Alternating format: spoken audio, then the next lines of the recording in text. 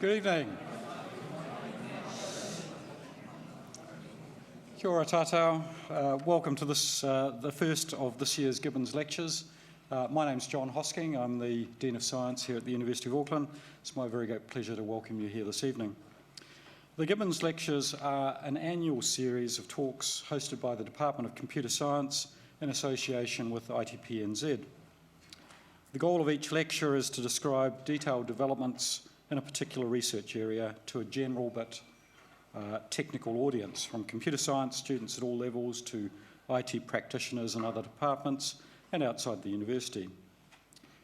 The Gibbons Lectures are named in memory of Associate Professor Peter Gibbons, a former head of the Computer Science Department and a very good friend and mentor to many of us who hail from that department.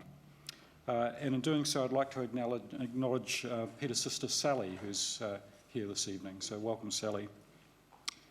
This year's Gibbons Lectures on artificial intelligence and its impact. This, of course, is a topic which has been receiving a lot of attention in the popular press, with remarkable successes of software such as machine translation systems, driverless cars, voice response systems, as well as corresponding concerns over job losses through automation. Our lead speaker for this year is Professor Nick Kassaboff from Auckland University of Technology. He will discuss the research progress of AI from its deepest roots to the current frontier, applying AI to the big data of medicine. Nick is director of the Kedri Research Institute at Auckland University of Technology. Originally from Bulgaria, Nick has a PhD from Technical University of Sofia, has worked at the University of Essex, University of Otago, and since 2002 at AUT. He has what I can only regard as a phenomenal publication history with over 600 works. As you can see from the title up there, he's a collector of prestigious fellowships. He's a fellow of the IEEE, the IITP, and the Royal Society of New Zealand, of course. He has research interests in neurocomputation, artificial intelligence, machine learning, data mining and knowledge engineering, neuroinformatics, bioinformatics, signal, speech and image processing, and this combination makes him eminently qualified to talk to us about the topic in hand. So Nick, I now invite you to deliver the first of the Gibbons Lectures for 2007 on AI from Aristotle to deep learning machines. Nick.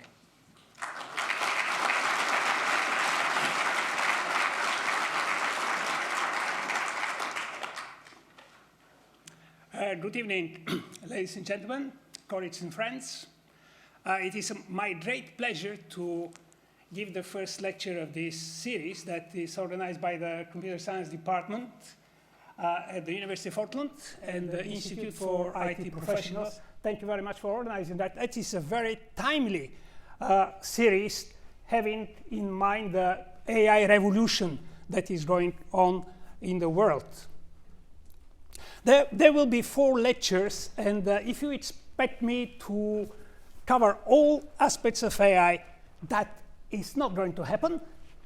What is going to happen, I'm going to talk about a little bit of the evolution of the AI methods, and I will be a little bit more technical to explain what is behind this symbol of AI. Is it something that we should be frightened? If we understand that better, we will be more familiar with the development, and we can actually have more vision about the future of artificial intelligence. What is AI? Well, probably the simplest definition is it is part of interdisciplinary information sciences area that develops and implements methods and systems that manifest cognitive behavior. Our main features of AI currently, to mention only some of them, are learning, adaptation, generalization, inductive and deductive reasoning, human-like communication, natural language processing, and many more. Some more features that we will see in the future are consciousness, self-assembly, self-reproduction, AI social networks. And these features are coming now to the current AI systems. I will talk first about the evolution of the AI methods, and then I will cover a little bit about the computer platforms that the artificial intelligence inspired to build. Then I will talk about applications about AI in New Zealand. We have to be aware where we are and what we are going to do in the future. And the future of AI, of course, it is very, very difficult to predict, but I have my view, and other people, other lecturers will have their view, and that is a matter of discussion worldwide. The evolution of AI methods, many philosophers consider Aristotle to be the originator of the deductive reasoning. And Aristotle was a very pronounced philosopher and scientist who was a pupil of Plato and a teacher of Alexander the Great. And if I illustrate what deductive reasoning is, I would say this is the example that is in all logic books and AI books. And we have deductive reasoning if we have a statement like all humans are mortal, or this is a rule that says if human then mortal. And we have a new fact, Socrates is a human, and the deduced inference is Socrates is mortal. Well, it is the simplest possible example of deductive reasoning. But Aristotle went further. He introduced the epistemology, which is based on the study of particular phenomena, which leads to the articulation of knowledge, rules, formulas across sciences. So he worked in botany, zoology, physics, astronomy, chemistry, meteorology, psychology, etc. According to Aristotle, his knowledge was not supposed to change. It became dogma. In places, Aristotle goes too far in deriving general laws of the universe from simple observations and overstretched the reasons and conclusions. Because he was perhaps the philosopher most respected in Europe, European thinkers think and accept his erroneous positions sometimes, such as inferior roles of women, which held back science and social progress for a long time. But the first deductive logic theory inspired the development of the so-called symbolic AI, where logic, rules, and deductive reasoning started to appear in 18th, 19th century, including relations and implications, propositional logic, Boolean logic, that is the basis of our contemporary computers, predicate logic with the language, prologue, probabilistic logic, rule-based systems, expert systems. We should say that logic systems and rules are too rigid to represent the uncertainty in the natural phenomena. They are difficult to articulate and not adaptive to change. So then a step further to account for uncertainties in human-like reasoning was introduced by Lotvisade fuzzy logic. And fuzzy logic deals with so-called fuzzy proposition. Here we have a fuzzy membership function that represents that's a variable that is called time, and the time is represented as short, medium, long, as membership function of fuzzy terms. And the propositions could be fuzzy washing time is short, and if it's 4.9 minutes washing time, it is short to a degree of 0.8 and medium to a degree of 0.2. So fuzzy rules like if wash load is small, then washing time is short, can be articulated, can be implemented, and that was actually a very, very, very important development of artificial intelligence in Japan, especially with the rice cookers and other fuzzy logic devices. However, fuzzy rules need to be articulated in the first instance.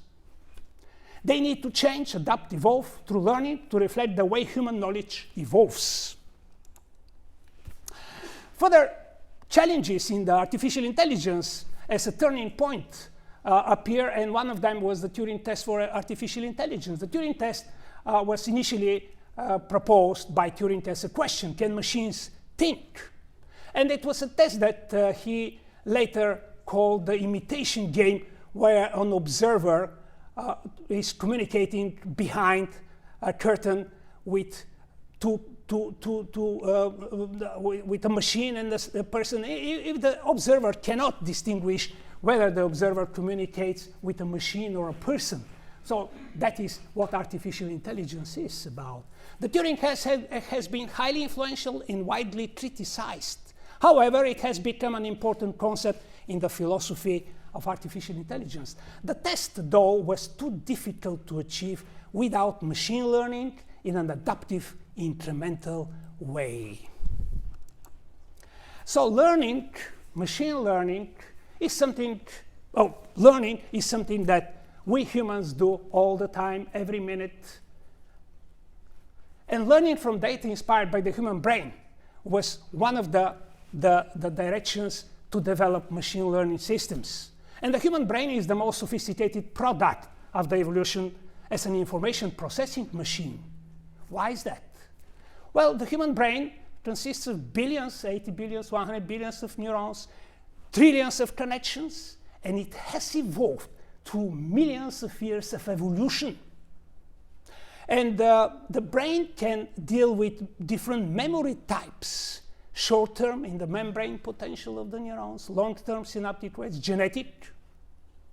It deals with different scales of time, nanoseconds, milliseconds, minutes, that's the genius special, hours, many years, like the evolution.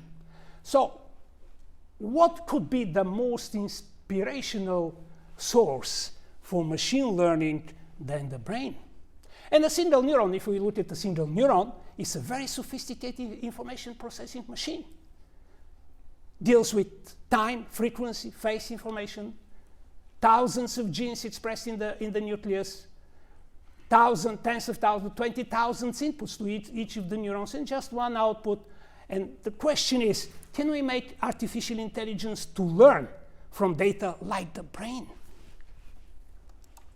And this question was addressed early in 1943. Mark Culloch and Pitt, they introduced the so-called artificial neuron with inputs, connection weights that represent synaptic weights. They are subject to learning, and outputs that are calculated as an output function. And then Rosenblatt introduced the so-called perceptron, the first neural network, very simple one. And then it was further developed into multi-layer perceptrons and a large-scale neural networks. But the early neural networks were so-called black boxes. And also, once trained, difficult to adapt to new data without much forgetting. And there was quite a lot of thinking about neural networks that they cannot do much, and they are black boxes, and therefore they are not very useful to use.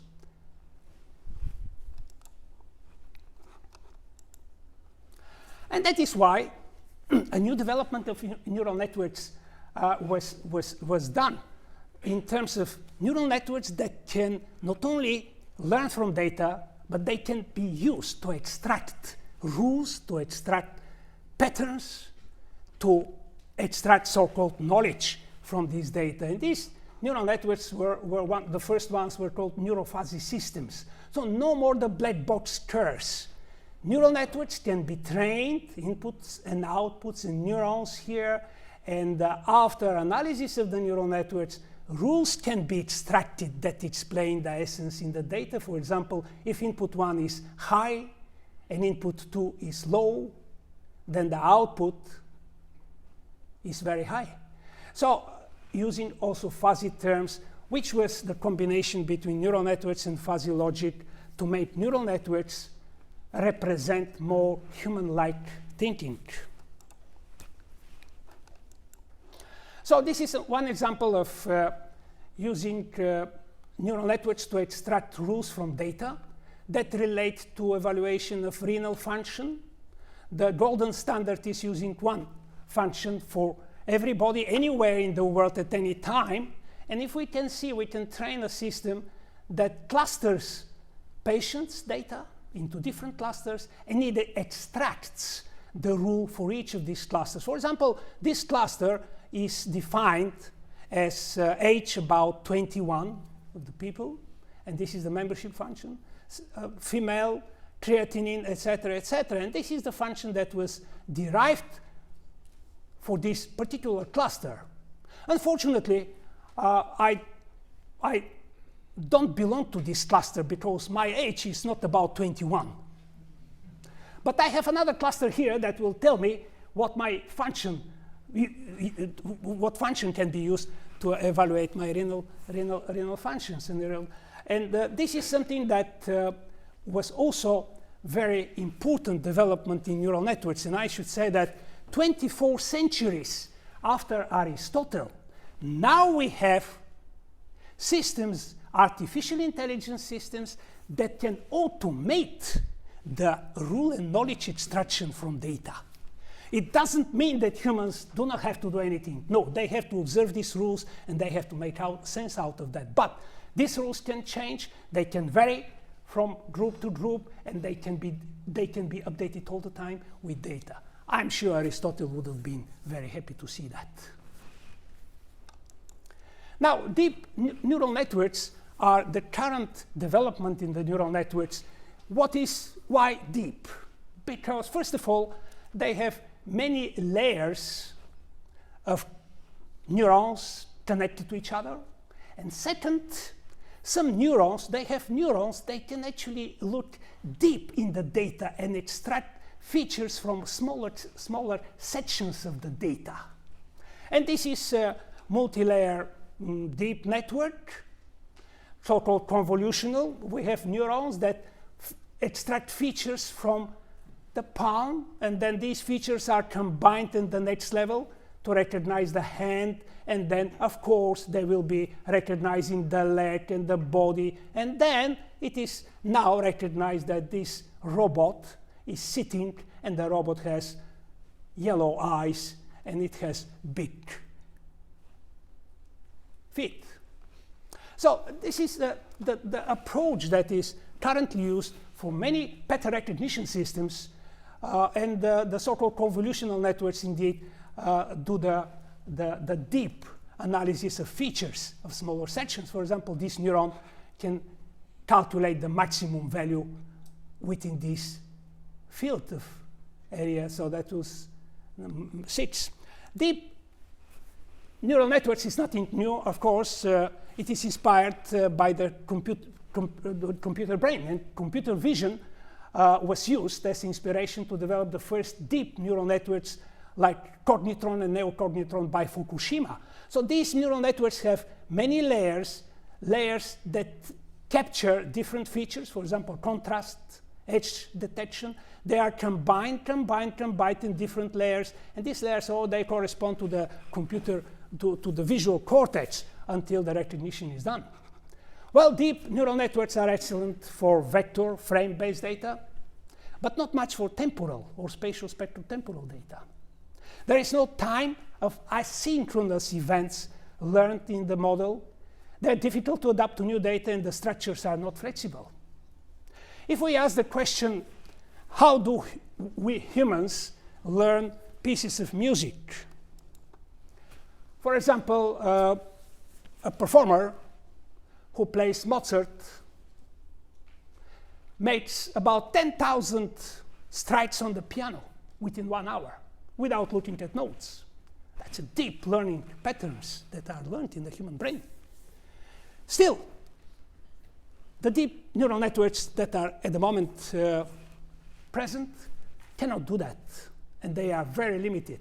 So now we would like to move further to develop systems that are not limited in terms of number of layers. We need to have as deep as needed from data system. So one way to do that is to use the so-called third generation of neural networks, and they are the so-called spiking neural networks. Spiking neural networks are they represent information as strings of spikes or binary units at a certain time. So time is part of the information representation here. And this neuron receives many spikes from many inputs, and if the membrane potential goes above a certain threshold, this neuron emits a spike. And this is the so-called spiking neural networks. Spiking neural networks have the ability to capture time, to learn time, learn temporal patterns. And also they are very easy to implement as hardware. And easy to implement in software, they are, because they deal with bytes only, which is the binary element, they are very economical in information processing. Well, the question is, can we use these neural networks to develop large-scale deep learning machines? And if, as the IBM fellow Dharmendra Moda, who is the chief scientist of brain-inspired computing in IBM Research, says, the goal of brain-inspired computing is to deliver a scalable neural network substrate while approaching fundamental limits of time, space, and energy. And indeed, spiking neurons can deal with spatio-temporal data.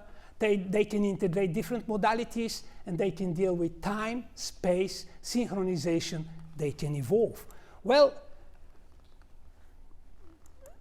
how can we use this phenomena to develop deep learning machines? One example is the developed in my lab deep learning machine, which is called NeuCube, or NeuroCube. This NeuCube, which we have the architecture here, consists of a three-dimensional so-called cube that is based on spiking neurons. And this cube is scalable. You can have a cube of 100 neurons or 100 million neurons. Still possible to simulate on different platforms. And this cube can learn patterns like the brain learns deep patterns in different areas of the brain at different time scales. So this deep learning machine have similar learning methods like spike time-dependent plasticity. When the neurons receive inputs, they spike, and then that causes the creation of connections between the neurons. And these connections are meaningful because they capture time associations between the spatially distributed input data. That is what the brain does. We don't have any limitation in terms of how deep these patterns are. It could be any deep as needed.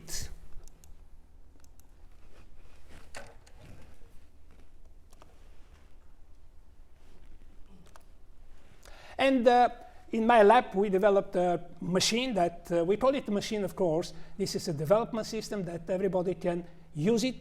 And downloading this software in a simplified form, they can develop their own artificial intelligence deep machines on their data, visualize that models in a three-dimensional virtual reality space to understand what the data is about. Unfortunately, we can't do this with the brain, but we can do this with the models that we create to analyze how they learn in an online manner, because now it is online learning, there's data coming here, and connections are being created. So this is the principle that we use as an example of deep learning machines. Now, we know that along with the lifelong learning in our brains, there is quite a lot of learning happening as in nature, as evolution. Another area of artificial intelligence called evolutionary computation uses some principles of learning from natural evolution. And this is Charles Darwin. Species learn to adapt through genetic evolution, crossover and mutation in populations over generations. Genes are carriers of information stability versus plasticity. Evolutionary computation is also a learning paradigm in artificial intelligence. And it can be used to optimize parameters, genes, on learning systems. Now, the development of the methods of artificial intelligence triggered development of new computational hardware platforms. And the beginning was the von Neumann computer architecture, which uses memory, control unit, arithmetic unit as separate units. And this architecture is still on our laptops, realized in our laptops and computers and it is realized also as general purpose computers or specialized fast computers as GPUs and TPUs, tensor product unit, or cloud-based computing platforms. But an alternative computer architecture that evolved due to the development of the brain-like artificial intelligence is called neuromorphic computational architecture. And neuromorphic computational architecture integrates data, programs, and computation in one structure, similar how the brain does it. We don't have a separate memory. We all have the memories and the computation, the rules, the learning, together in one brain. A third type of architecture developed was the so-called quantum-inspired architecture using quantum bits, which are in the quantum bits in superposition of 1 and 0. So all these architectures, the common thing is that they use binary representation by the bits, but the bits in the von Neumann architecture are static representation of data. In neuromorphic computation, bits are allocated with time. And in the quantum architecture, bits are in a superposition of states. AI models can be simulated using any of the architectures if available, but with various efficiency. And if we look at the cloud computing platforms that are massively available now for AI applications, we should say that they make it possible to rapidly build cognitive cloud-based exploration application of data.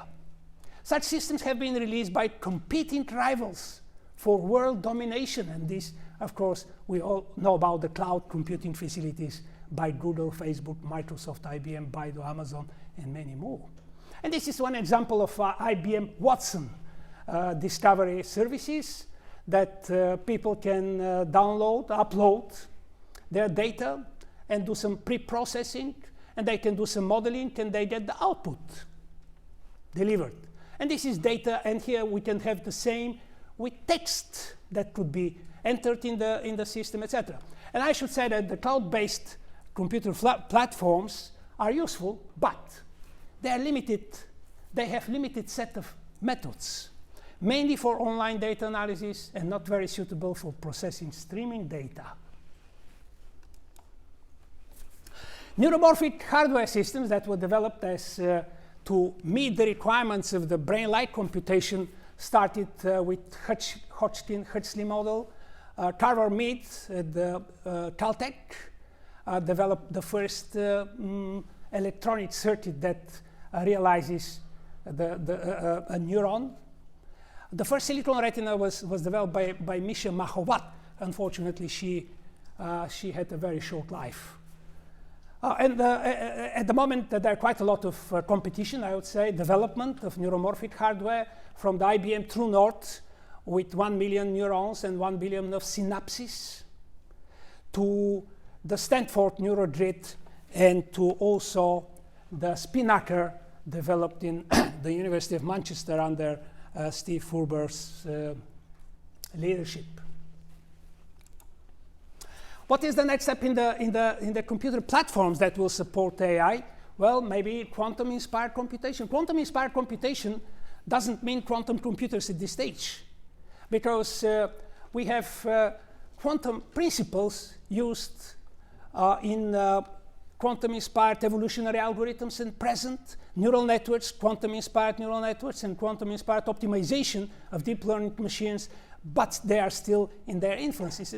And this is Ernest Rutherford and many other people actually contributed to the physics of quantum physics. Some principles are now being used, like principles of the superposition and the quantum gates. We use quantum vectors, and of course, we have some other principles like interference, parallelism, and entanglement. Well, that was all about AI methods and AI platforms. Now let us look at the applications. Well, we are not supposed, I'm not going to read all this. I just want to say that we have, on one hand, we have the technology stack. And this is actually a diagram that was developed by Bloomberg, still probably not quite, that needs some update. But we have here the techniques and the platforms that could enable AI applications. So we have the machine learning, we have the natural language methods and systems, we have development, we have data capture, we have open source libraries, and we can see Wacker here, actually the Waikato development machine learning. So these are the technological platforms and methods that would enable development of a lot of machine learning and artificial intelligence applications in the areas of healthcare. I won't read the companies. There are only a short list of companies which deal with that. We talk about industrial applications, agriculture, education. We talk about autonomous systems as vehicles, aerial. We talk about enterprise functions, customer support, etc. We talk about visual, audio, sensory, and other information processing. And this is only a short list of applications of artificial intelligence, not to mention radio astronomy and other large projects that are using that. Now, I'm going to talk about only some of them, that some of them were developed here in New Zealand, some of them were developed in my lab, some of them were developed in other universities in New Zealand and in other places, but I will just select a few of them to talk about these applications. I can't talk about all of them. Well, let's start with AI applications in medicine. Modeling and understanding the brain is a very important part of science and research in artificial intelligence, because the brain is a complex information processing machine. We would like to understand it for several reasons, not only to develop new artificial intelligence, but to improve, to protect, to understand our brain for the future. And this is an example of how EEG or fMRI data can be modeled over time, and the model can be used to try to understand some processes in this data. And here we have computational models based on YouTube that are trained on fMRI, functional magnetoresonance imaging data. Not only we can train the system to recognize certain patterns of fMRI, to classify it, to predict it, but we can use it in terms of understanding what the functional connectivity of the model is in order to explain better what the data is about. We can also look at using or modeling electroencephalogram data that are collected from the human brain, from the scalp. And these data could be used for many applications at the moment. I will show only a few of them. One application is, which is very important at the moment with the aging population, is to predict progression of multiple mild cognitive impairment to Alzheimer's disease. So here we have the brain model of a mild cognitive impairment patient, and here we have the brain model of the same patient who developed Alzheimer's disease, and we can see that there is not much happening here under same conditions. That could be used, these models can be used to predict progression of disease. And here, this is in months, but of course, we can also use such models to predict states of brain in seconds. And this is the brain before activities of a driver, and this is the same brain before microsleep. So we can see that 2 seconds before microsleep, the brain shuts down, of course. And then we can recognize by a computer system that is measuring the brain signals whether the person is going to microsleep or not. And that is done with the University of Canterbury. Brain-computer interfaces is a fascinating area, and brain-computer interfaces are interfaces that allow humans to communicate directly with computers or external devices through their brains, for example, EEG data. And the brain-computer interfaces can be used for paralyzed people to navigate and to move cursors, for people to move wheelchairs, or for people to communicate between each other. They don't have to sit to each other. They can communicate with their brain signals through a computer. And a lot of applications of brain-computer interfaces for neurorehabilitation, exoskeletons, and for robot controls. That was also done in my lab. Now, brain-computer interfaces are also used in applications in virtual reality and navigation, virtual reality of for entertainment or for rehabilitation of stroke. This is a virtual reality system that helps people to move their hands through observing a virtual hand in a virtual reality and using the so-called the mirror neuron in their brain to activate the part of the brain that is damaged. Computer systems now can recognize emotional faces, along very well discriminating all these types of emotions with 94.3% accuracy. They can also recognize the emotion of the person who does the face expression as well. Well, emotional computing is now coming, and it's a computer system that can learn and express attitude and emotions. Our motivation for research is the ability to simulate empathy. The machine should interpret the emotional state of humans and adapt the behavior to them, giving the appropriate response to their emotions. Computer systems now can have human face, and what Mark Zader from the ABI of the University of Auckland has chosen is the face of his baby. So this is the face of an emotional computing system, and this is Mark Zader. Precision medicine and precision health is a very rich area of research and funding. Precision medicine means that everybody deserves a model that will predict the outcome for this person in the best possible way, rather than using one model or one function or one formula for everybody anywhere in the world at any time. And precision medicine and precision health is based on building a model for a person based on the personal data and based on a data set that has many other personal data to select the best neighborhood and the best model for the best prediction of this person. Personalized modeling devices and individual risk of event prediction is also a very active area where we are seeing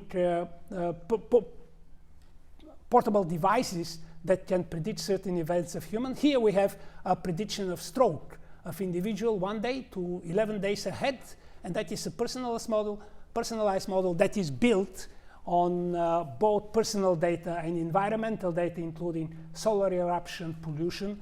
That was done with the Nissan Institute in AUT. And this model predicts 95% accurately 1 day ahead stroke on the population in Auckland. Understanding human decision making is subject in the so-called neuromarketing and neuroeconomics. This is a current research that I do with my students, where we measure brain data to understand when people react on familiar versus unfamiliar objects. And we can see that a very deep learning is happening in the brain when people, the different areas are activated, when people see familiar objects. And that can explain versus the familiarity of the person even before 300 milliseconds, which is considered to be the perception time of the stimuli. So here we have persons who perceive unfamiliar objects. You can see that not much happening in their brains. And that could be classified early, very early, when the stimuli is presented. Applying AI in bioinformatics is a very active area when we have systems that extract patterns from gene expression, from protein, to define what is the pattern that can discriminate people with good prognosis versus people with bad prognosis of cancer. And computational neuron genetic modeling is part of bioinformatics, where we have gene information included in the computational brain models. That is also a very active area of research. AI for audio-visual information processing is indeed now having a boom with the deep learning machines, where we have systems for fast-moving object recognition used in autonomous vehicles, surveillance systems, cybersecurity, military applications, and we have systems that can recognize very quickly the movement on the road and classify this movement with a very good accuracy. Enhancing human prosthetics. Well, artificial intelligence, human prosthetics sometimes give some information, but it is not precise information, and we can enhance the information given to the person from the human prosthetics, from the eye prosthetics, with some artificial intelligence that analyzes the information and gives either verbal information to the person. So prosthetics are, of course, a very active area.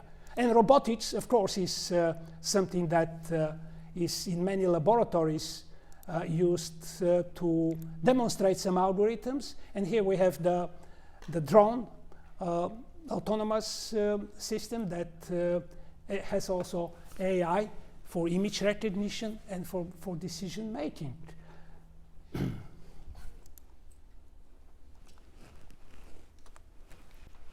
Driver assistance.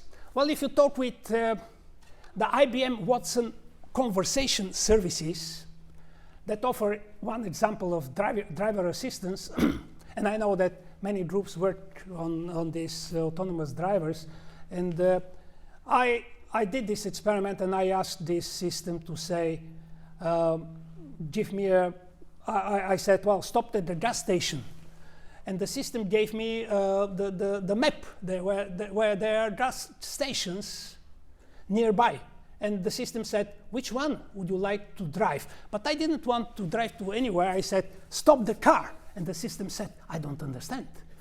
So, well, we have to be, of course, careful using these driver assistance systems. But a lot of progress is being done in this respect.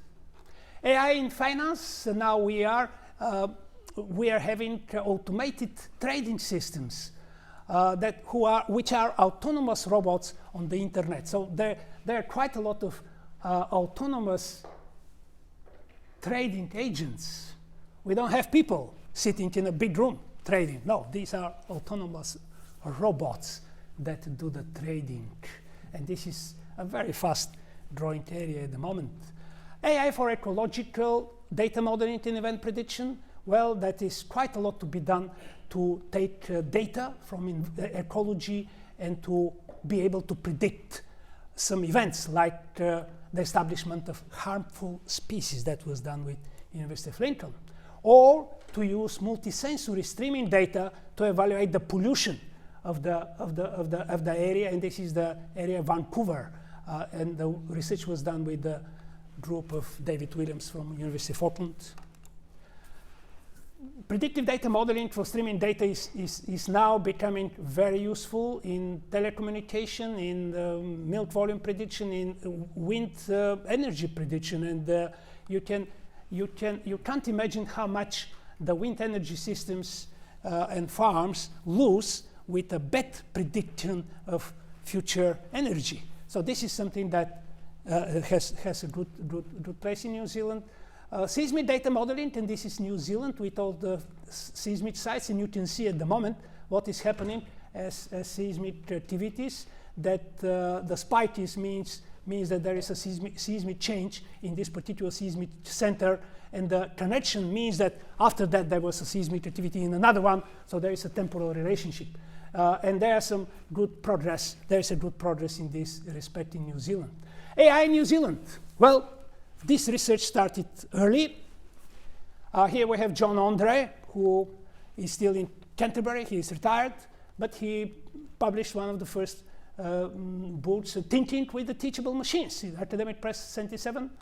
Now we had development in computer interfaces, computer animation, neural networks, machine learning software, and now we have a very active research in New Zealand in computer vision, natural language processing, evolutionary computation, robotics, emotional computing, distributed AI. And I should say that this development of AI is not on a kind of empty space. It was built on the general computer information sciences capabilities of New Zealand due to some pioneers in this area like Brian Coates, Bob Doran here, Salis, and others. In New Zealand, at the moment, we have applications, quite a lot of applications across areas of medical devices, healthcare, transportation, precision agriculture, and I have a long list of applications that I could find. But it is not a long list, it's a short list. I think there are many other companies which use artificial intelligence at the moment, even though artificial intelligence in law has been being developed at the moment. There is an AI forum in New Zealand formed to discuss the future of New Zealand AI. And Interact is just one project of artificial intelligence for big data technologies in New Zealand that consists of generic technologies along with domain-specific technologies in different areas, along with projects and products that are planned to be developed. The future of AI, well, that's a big question. Is it artificial general intelligence? Means machines that can perform any intellectual task that humans can do? Is it technological singularity? Machines become super intelligent, that they take over from humans and develop on their own, beyond which point the human societies collapse in their present form, which may ultimately lead to the perish of the humanity. Or it is a tremendous technological progress, early disease prognosis, diagnosis, robots, improved productivity. Well, Stephen Hawking said, I believe there is no real difference between what can be achieved by a biological brain and what can be achieved by a computer. AI will be able to redesign itself at an ever-increasing rate. Humans who are limited by slow biological evolution couldn't compete and could be superseded by AI. AI could be either the best or the worst thing ever to happen to humanity. Well, do we accept that or not? Well, it is, of course, a matter of discussion. My view is that the future is of AI. The future is in the symbiosis between the human intelligence and artificial intelligence for the benefit of the humanity, being at the same time aware of the potential risk for devastating consequences if AI is misused. And there will be another lecture, lecture number 4, by Ian Watson, talking about ethics of AI. Well, now we should talk about natural intelligence. And questions are, would AI help to improve our human intelligence? Will reading books improve the intelligence, our IQ, as Jim Flynn suggested? Will mindfulness help? Will brain prosthetics help? Or we need to listen more often to Mozart's music? Because there are some studies that Mozart's music, being in the alpha brain waves, is very similar and stimulates human creativity. Maybe we need to listen to Mozart's music, but I don't have much time. I will stop it here. So you can hear it at home, I'm sure. You have some. And I should say that this work in artificial intelligence and my work personally has been supported by AUT. And also, I would say that Marie Curie is one of the first women in science, and I was funded by this European Union funding. Royal Academy of Engineering, the University of Auckland, and the IT Professional Institute. I would like to acknowledge them. And I would like to acknowledge my lab here, which most of them are here people. And I would like to acknowledge, and my love and thanks go to my family, my wife, who has been with me for a long time. And in this particular case, she helped me to reduce significantly the number of the slides. And also my daughters Kapka in Scotland and Asia in Switzerland, who are, I believe, watching this live presentation. Thank you very much.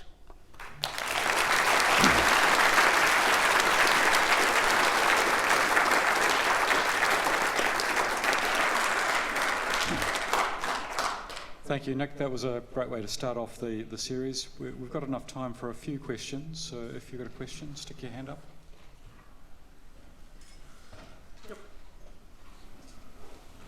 Thank you very much, sir, for impressing on us the enormous extent to which human abilities can be extended by machines. And I'm wondering, is there any overall limitation? For example, we have two sorts of knowledge in the world.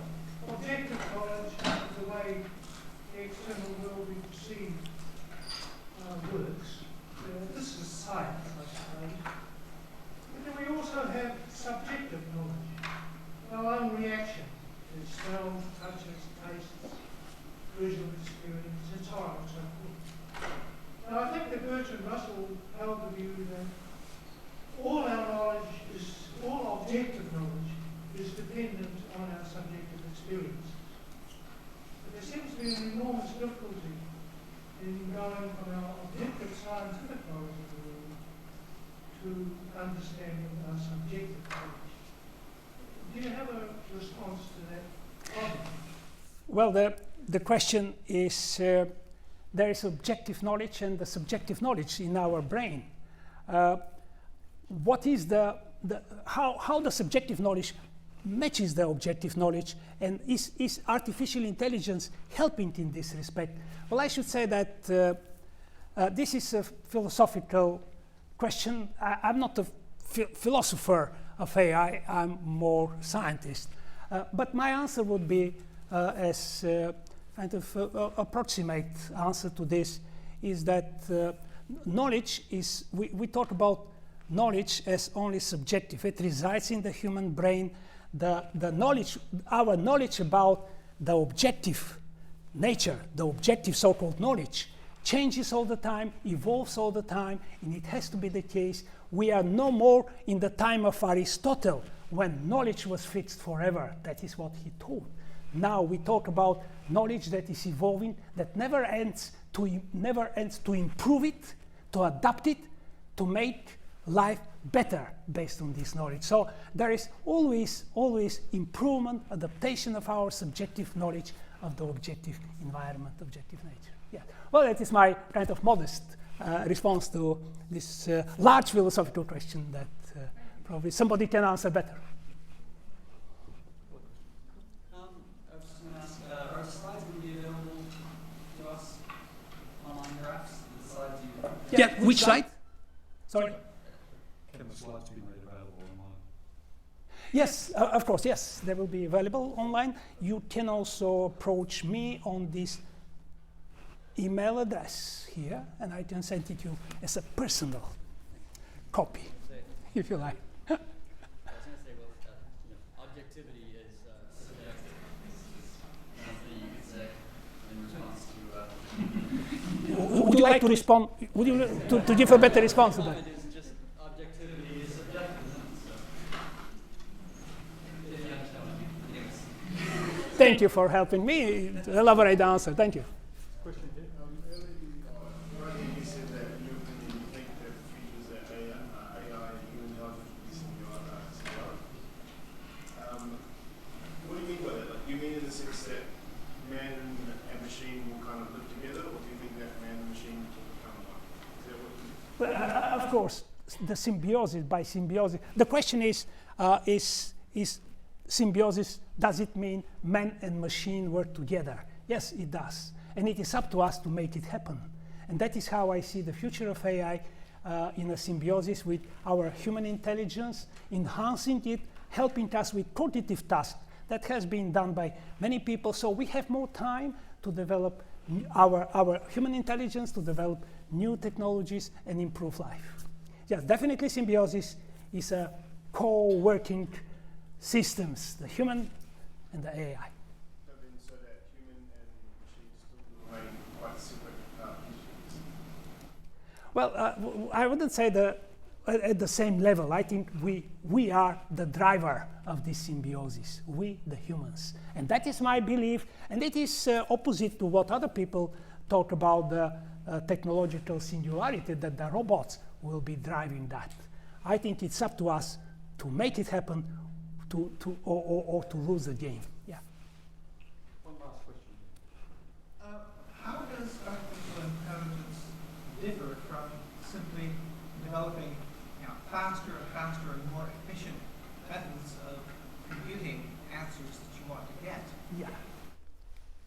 The question is artificial intelligence, how different artificial intelligence is from the process of making computers faster? Making a fast computer doesn't mean that it is artificial intelligence. That is the question. Well, the answer is no. Artificial intelligence, we look at faster machines, they work fast at a level of searching data and data crunching rather than learning, generalization, making hypotheses, planning prediction. If you, of course, you can say, well, the chess player, the machine defeated Kasparov, and it was not quite artificial intelligence. It was a fast machine which had some elements of artificial intelligence, but mainly it checked many steps ahead what would be the game. So having fast machines can help artificial intelligence, but it doesn't constitute artificial intelligence. That's probably a good point to stop. Nick, we've got something here that isn't artificial intelligence, but it will change your mind state. Well, if it excites my brain, that will be good. Thank you. Thank you very much. Thank you.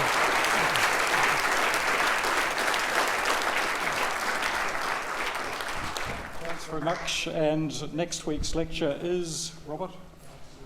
Sorry? Hans Gurskin, who's going to be talking on Home Smart Home. Come along. See you then. Thank you.